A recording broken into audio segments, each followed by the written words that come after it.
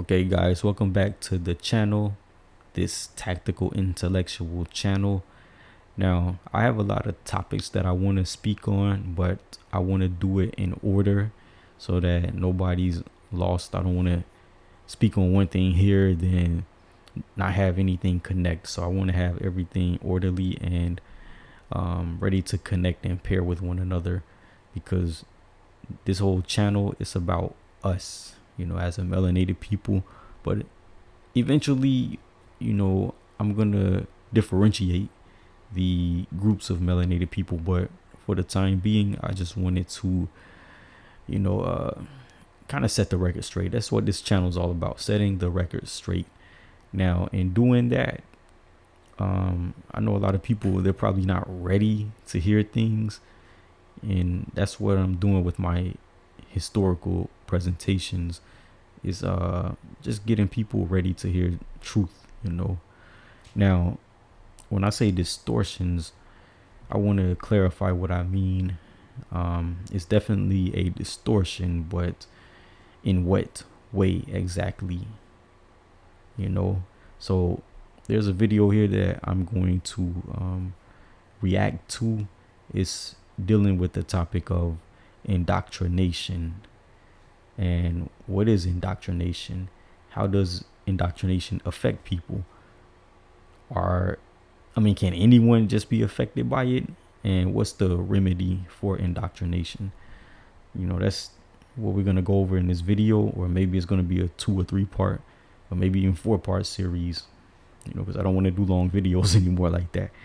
I want to keep people interested. But indoctrination, we're gonna get into this video right here, and guys, enjoy. Indoctrination is the process of inculcating a person with ideas, attitudes, cognitive strategies, or professional methodologies. Humans are a social animal species inescapably shaped by cultural context, and thus some degree of indoctrination is implicit in the parent-child relationship, and has an essential function in forming stable communities of shared values. The precise boundary between education and indoctrination often lies in the eye of the beholder. Some distinguish indoctrination from education on the basis that the indoctrinated person is expected not to question or critically examine the doctrine they have learned. As such, the term may be used pejoratively or as a buzzword, often in the context of political opinions, theology, religious dogma, or anti-religious convictions. The word itself came about in its first form in the 1620s as indoctrinate, meaning to teach or to instruct, and was modeled from French or Latin. The word only gained the meaning of imbuing with an idea or opinion in the 1830s. The term is closely linked to socialization. However, in common discourse, indoctrination is often associated with negative connotations, while socialization functions as a generic descriptor conveying no specific value or connotation, some choosing to hear socialization as an inherently positive and necessary contribution to social order, others choosing to hear socialization as primarily an instrument of social oppression. Matters of doctrine, and indoctrination, have been contentious and divisive in human society dating back to antiquity. In the political context, indoctrination is often analyzed as a tool of class warfare, where institutions of the state are identified as conspiring to maintain status quo. Specifically, the public educational system, the police, and mental health establishment are a commonly cited modus operandi of public pacification. In the extreme, an entire state can be implicated. George Orwell's book 1984 famously singled out explicit, state-mandated propaganda initiatives of totalitarian regimes. Religious indoctrination, the original sense of indoctrination, refers to a process of imparting doctrine in an authoritative way, as in catechism. Most religious groups among the revealed religions instruct new members in the principles of the religion. This is now not usually referred to as indoctrination by the religions themselves, in part because of the negative connotations the word has acquired. As a pejorative term, indoctrination implies forcibly or coercively causing people to act and think on the basis of a certain ideology. Some secular critics believe that all religions indoctrinate their adherents, as children, and the accusation is made in the case of religious extremism. Sects such as Scientology use personality tests and peer pressures to indoctrinate new members. Some religions have commitment ceremonies for children 13 years and younger, such as bar mitzvah, confirmation, and shichi go san. Some critics of religion, such as Richard Dawkins, maintain that the children of religious parents are often unfairly indoctrinated. In the former Soviet Union, science education, in Soviet schools, was used as a vehicle for atheistic indoctrination, with teachers being instructed to prepare their course so as to conduct anti-religious educations at all times, in order to comport with state-sanctioned Marxist-Leninist values. The initial psychological preparation of soldiers during training is referred to, non-pejoratively, as indoctrination. Okay, so notice how indoctrination is the process of inculcating or imprinting a person with the ideas, attitude or attitudes, or cognitive strategies. So, according to this video, indoctrination has an essential function in forming stable communities of shared values. Okay. All right, so the difference between indoctrination versus education is that the indoctrinated person, they are expected not to question or critically examine what they have learned, whereas someone who's being educated, they will ask questions and kind of pull your card if it doesn't sound correct. Okay, so this is where it really gets real. This is the real information here. Indoctrination is often thought of as a tool of class warfare. Now, how is it a tool? Who uses it? Well, the public education system, that is a big user of indoctrination. The police, also mental health establishments right there.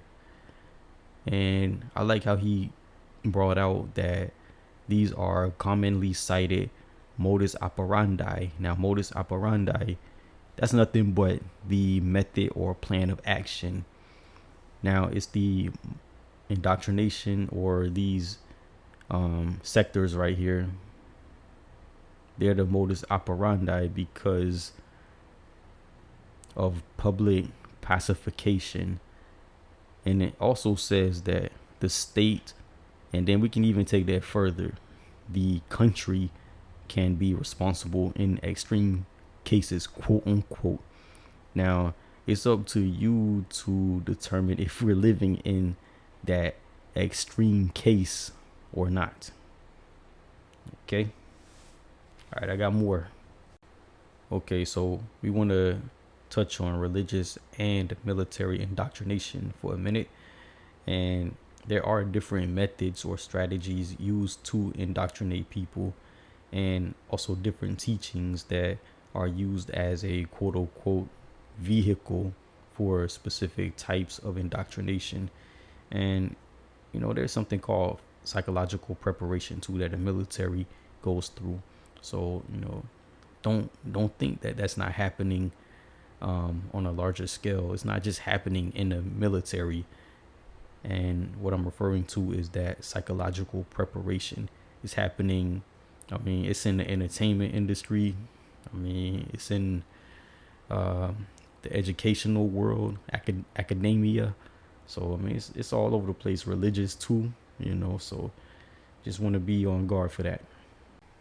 Okay, so we're going to look at a video where a guy is breaking down the whole Peter Pan story, the origins and everything. But, take that knowledge of indoctrination and pair it with this Peter Pan story or fable. And just, the whole premise or gist of it is to see how easily a child can be indoctrinated.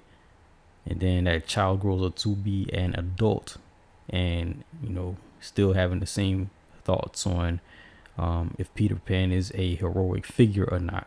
And it's many ways you can take this, but, just the main idea is, indoctrination. And then I'm going to show some YouTube comments and everything, but, it may seem silly, but, it's making the point for me. It's just an example. Okay, guys, enjoy. I was recently thinking over some of the attributes of Peter Pan, and I was thinking about how Peter Pan actually seems like some kind of evil entity if we really had to break it down. So I started doing a bunch of research over the course of days. I just got very fixated on this idea of what is Peter Pan. And honestly, the deeper I dug, the more disturbing it got. And at this point, I think that not only is he something very insidious, but I believe that he is actually a demon. and that he is evil. Now, I know on the surface this sounds really crazy. It's actually a shocking amount of evidence looking at the origins of Peter Pan, it over time, and then looking at the historical side with the author. Now, spoiler alert, the author of this book was obsessed with these children, and he wrote this book for them and about them. I personally am very disturbed by the aspect of the author J.M. Barrie and his involvement with these children, the death of their parents, and according to some sources, he became an unofficial guardian to the boys. I'm gonna make a full video in the future about that because there's so much there. And when you look at a surface level, it seems very innocent, but the deeper you look, the more disturbing it is. So this video is just talking about Peter Pan, why he is evil, and then we are going to talk over how he connects a little bit to the author.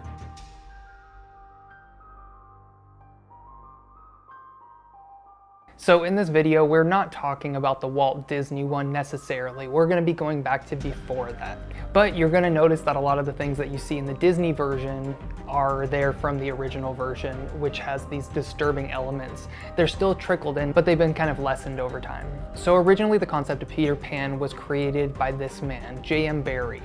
In 1902, he wrote a book called The Little White Bird. In The Little White Bird, that's the first time this character Peter Pan ever appeared. And there's a lot here that we're gonna go into in the next video once we actually talk about J.M. Barrie. But all you really need to know for this part is that in The Little White Bird, Peter Pan is a 7-day-old infant, and he is flying around in this park, and this park has this magical element to it that takes over once the gates close and all the visitors are gone for the day. So this little 7-day-old baby basically is flying around, and this little baby, Peter Pan, he for some reason had magical powers. He flew out of his window, flew around, and by the time he went back to his house, his mother already had a new baby and the window was closed. So Peter Pan, that's why he doesn't have a mom in the original story, The Little White Bird. But I'm gonna skip over The Little White Bird for the most part because this 7-day-old version of Peter Pan is not super recognizable to what we know Peter Pan to be later.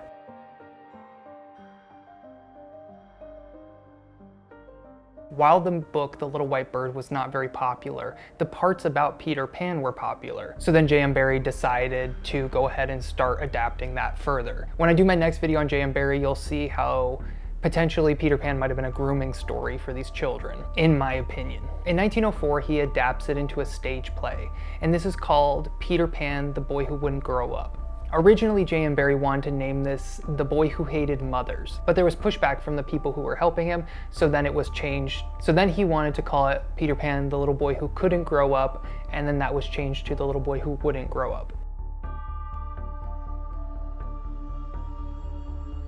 In 1911, this stage play gets adapted into Peter and Wendy, also known as Peter Pan and Wendy. So in this novel, this is the Peter Pan and the story we would recognize today. So you have Peter Pan, Wendy, the Lost Boys, you have Captain Hook, Tinker Bell, the crocodile that bit off Hook's hand, who ate a clock so he's always ticking, Neverland, all of it's here, but a much more dark and disturbing version of it. All versions of Peter Pan that you've seen are very much based around this novel. On the surface, one of the big differences is Peter is much younger than he's portrayed. In the Disney films, he looks like he might be a teenager or close to that age, but in these earlier books, he was much younger, somewhere between 8 and 10. Now, in the books, you're kind of unsure what Peter is exactly. They only describe him as being between and betwixt a bird and a boy. In the book, Peter Pan is described as wearing an outfit made of skeleton leaves.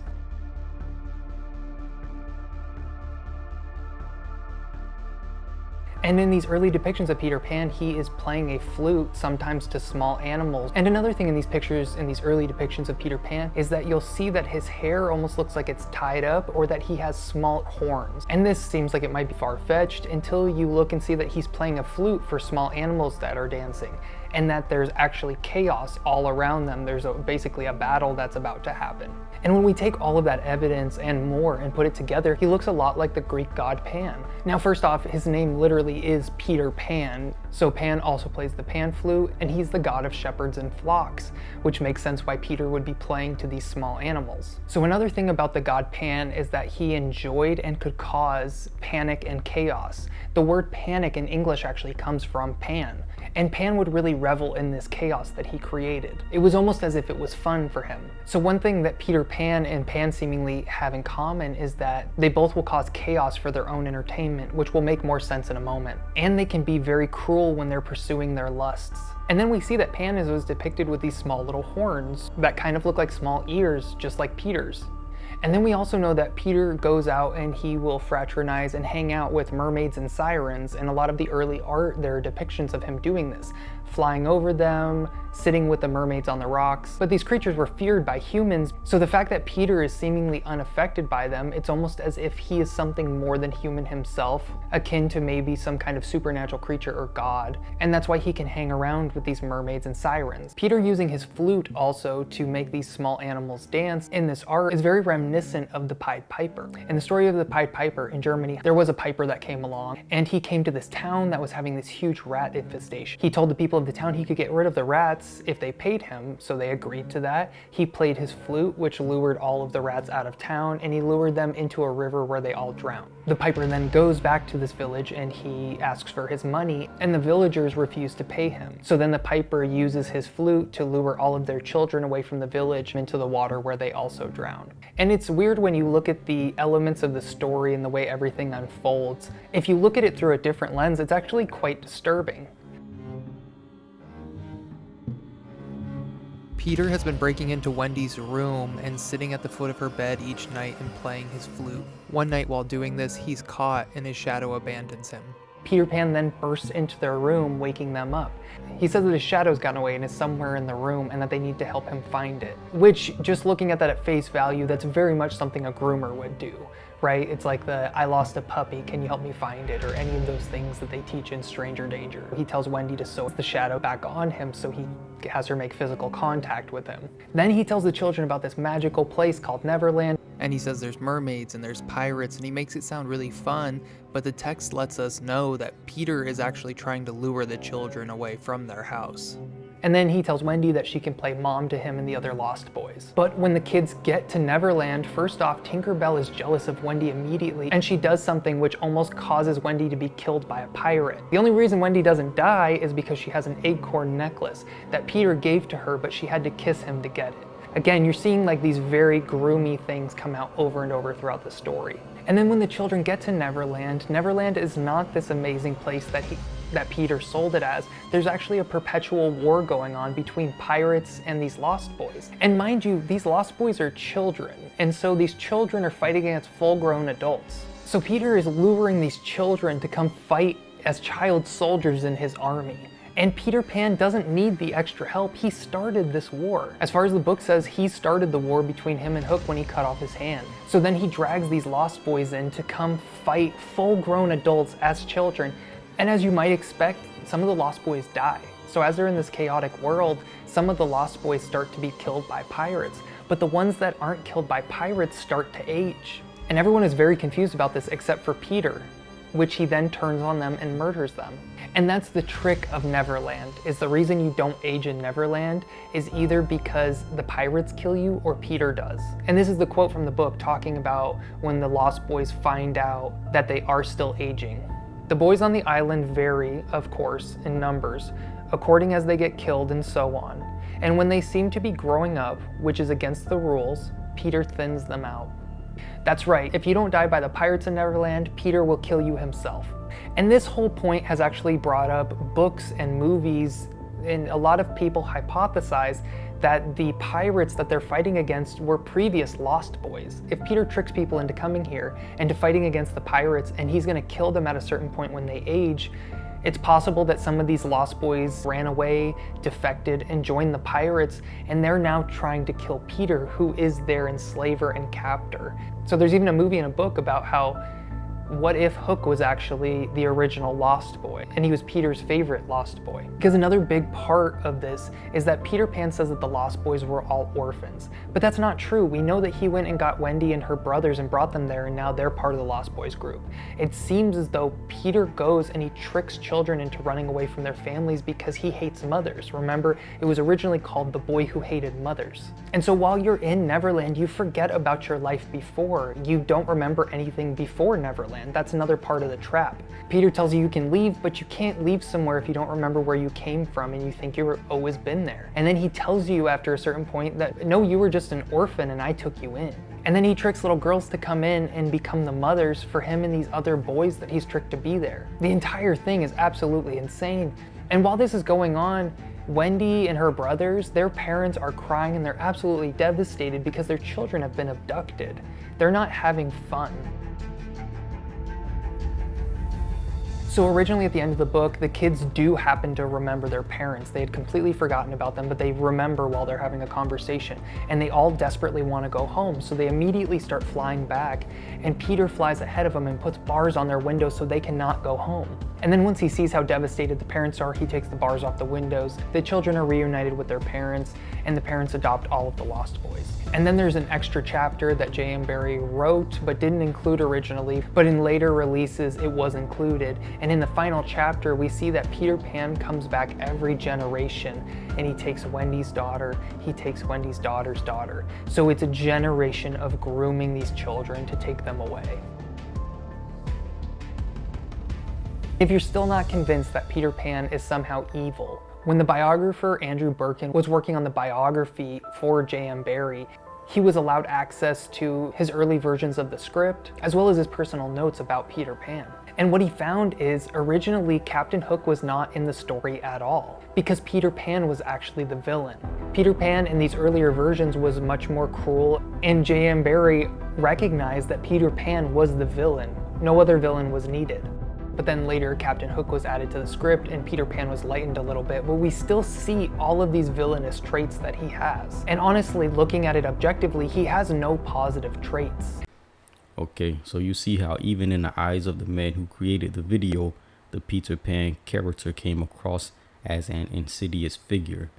And it's also crazy because we've been bred since we were children to see him as a heroic figure. And you notice how the author, he comes across as a Looney Tune kind of guy. It's also interesting how J.M. Barrie was already into this magical or supernatural side of things when he made his stories. And also that grooming aspect, that is interesting right there. The maker of the video will come up with that. I guess a lot of people saw it anyway, even in his day, J.M. Barrie's day. Now, the boy who hated mothers. Okay, that isn't strange, huh? Nah, it's strange. Okay, so now we see that more characters are added. Wendy, Hook, the Lost Boys, etc. So it's not strange how this character here, he has links or connections, or was maybe even inspired by the Greek deity of Pan. And speaking of this chaotic nature of Peter Pan, most heroes don't have this type of trait or these traits here, don't you think? Okay, so now we're speaking of the Pied Piper, that Pied Piper Peter Pan link. That's kind of interesting. And a person who was ruthless in being a child murderer. If he doesn't get his desired result, he would murder. He already abducts and stuff. Okay, speaking of abducting, well, Peter, he's a serial killer and a child abductor. Still don't think he's a villain? Think he's a good guy? Well, the pirates, they are more than likely or speculated to be former or the original Lost Boys who were just trying to end a threat, don't you think? I mean, then they're not that pissed off at Peter for nothing. I mean, because in the end, he was, after all, the thing who hated mothers.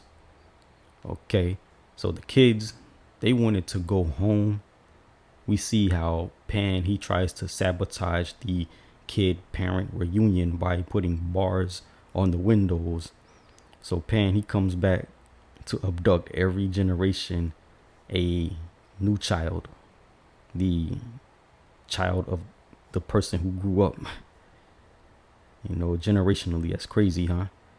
So we see that Peter Pan, he's definitely confirmed to be the villain of the story. Crazy, huh? Now let's go into the next portion of this video here. I'm going to be checking out the comment section of this Peter Pan video right here. Now, look at this first one right here. It says, okay, as a child, I was creeped out by Disney's Peter Pan and Pinocchio movies. The more I learn about the backstories, the more I realize children can pick up evil from an early age. Now, I did have the comment section right there. Okay, I'm scrolling up.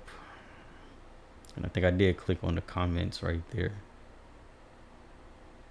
Look at this. Okay. Now,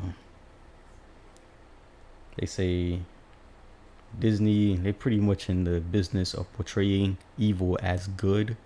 Now look at these, yeah. Okay, they're co-signing all of this right here. I'll check out this one. Okay, partial truth. Okay, well they know about the old fairy tales and how they represent the triumph of good over evil. Most of the times when you have Disney involved, then it's flipped, man, as we can see from this. Okay, let's proceed. Okay. Notice how okay, look at these. Okay, so they noticed that programming starts at an early age. Okay, this guy, he never liked Peter Pan right there. Okay, somebody said that I like this one. Shade 5.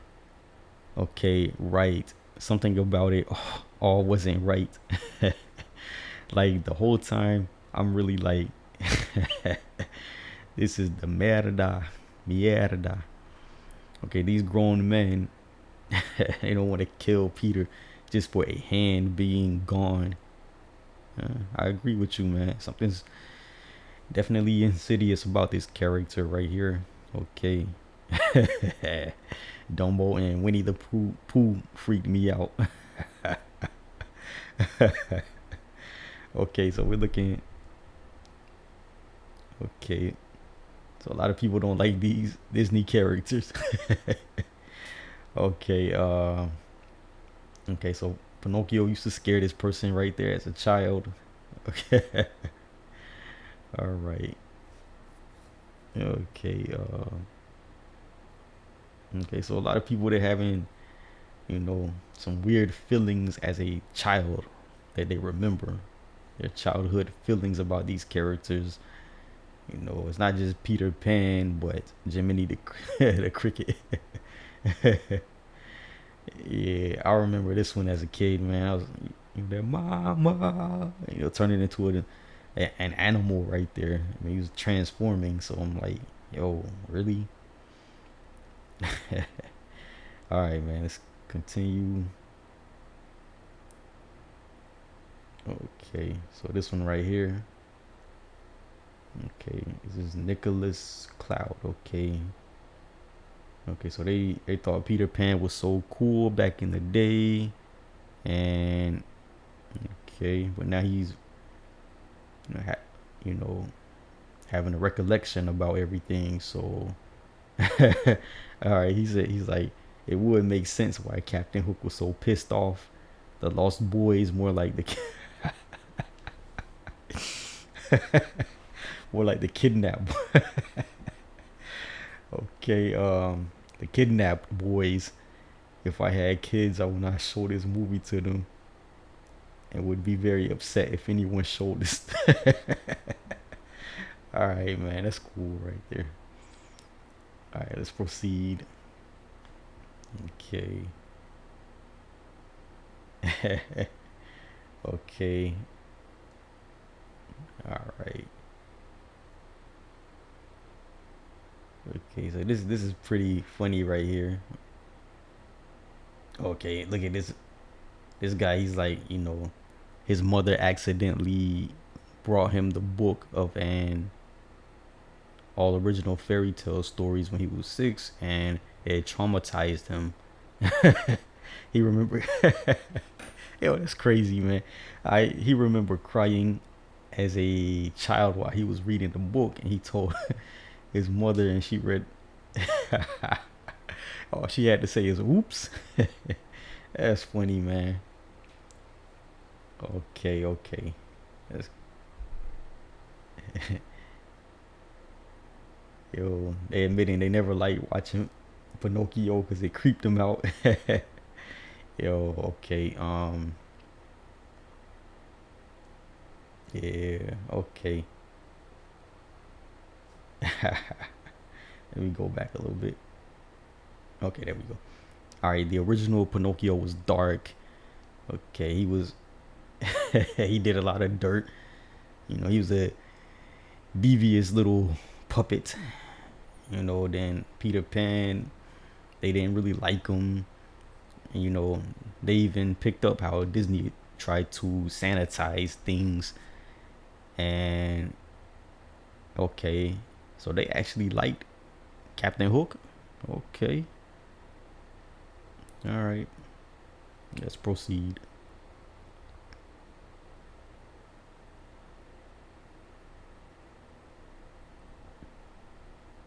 Okay, okay, more.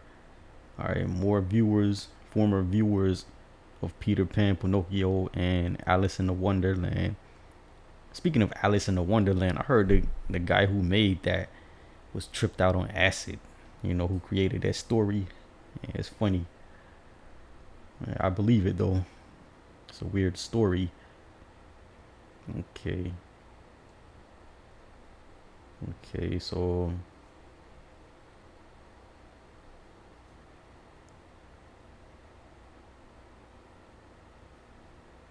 okay.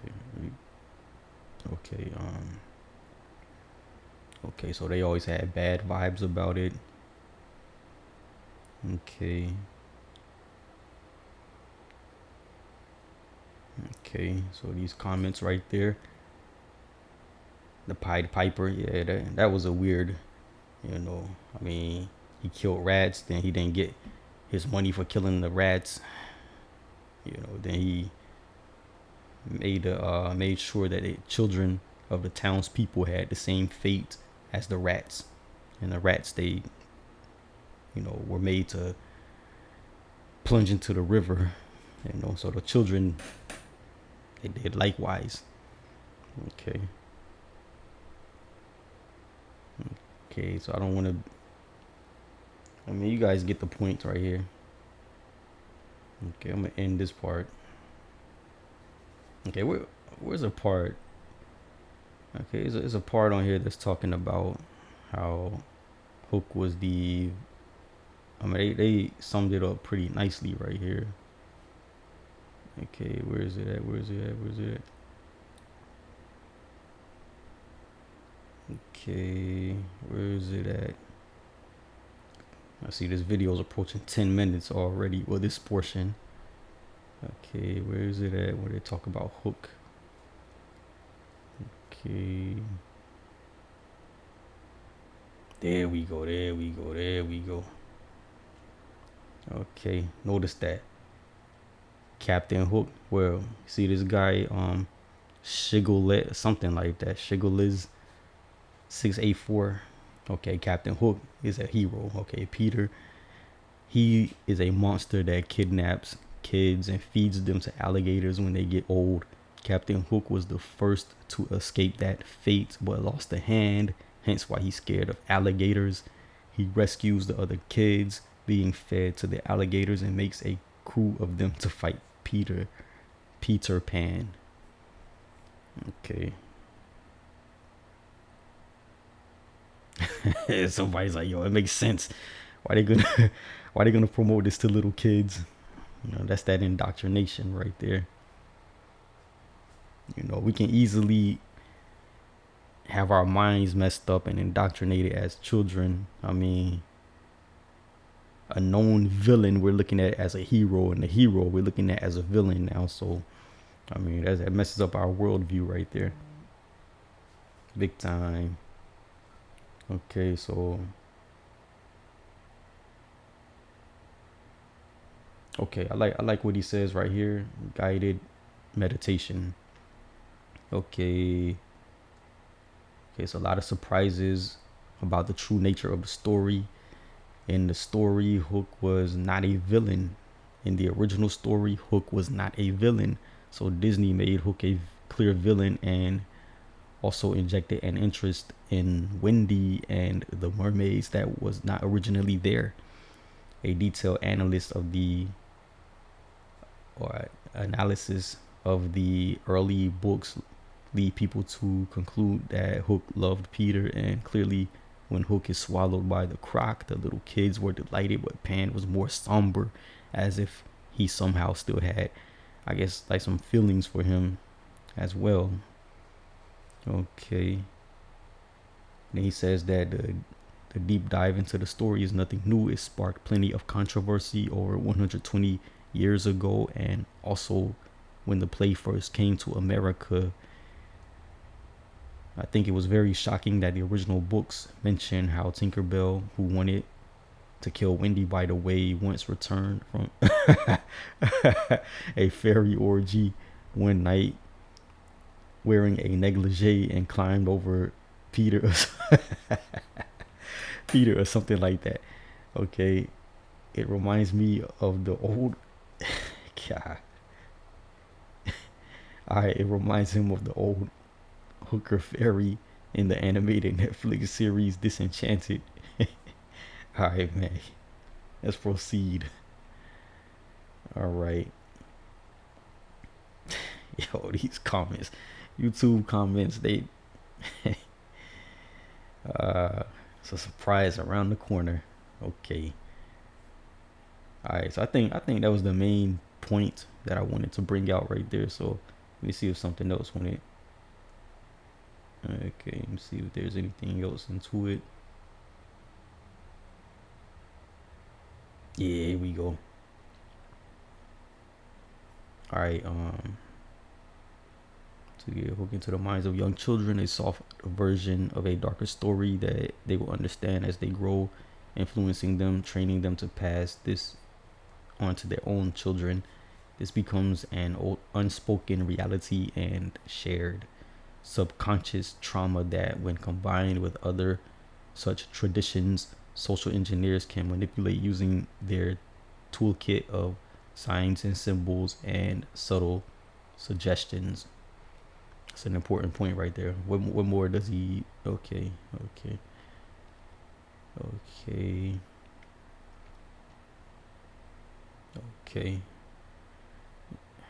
I think that's about it, man. Let me see if I have anything else profound that I saw on here. Any other good points? Okay.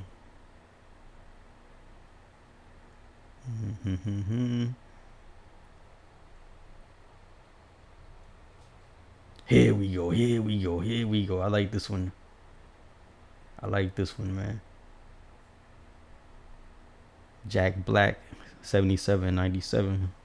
He says, this topic got me into some deep diving. Found this, to put it bluntly, Peter Pan kills the lost boys to keep them from aging, while the film presents the view that Peter Pan is seeking eternal youth. He is, in fact, obsessed with death. This characteristic is believed to come from J.M. Barrie's own childhood experience of losing his brother David. Okay. All right, let's see what else they got.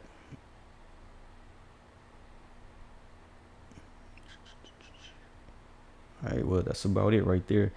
Okay, so basically, man, we can be socially engineered quite simply.